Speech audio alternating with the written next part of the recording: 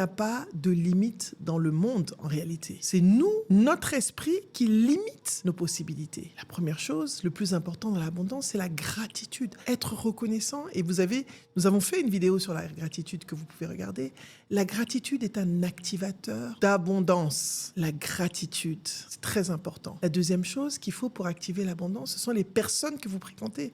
Si vous êtes avec des gens qui ne se voient pas grands ou qui pensent qu'ils vont toujours manquer de quelque chose, vous allez aussi avec eux cultiver cet esprit de manque. On appelle ça en anglais the scarcity mindset, l'esprit de manque. L'esprit d'abondance, c'est un esprit qui ne connaît pas de limites. Moi, je n'ai pas peur en début d'année.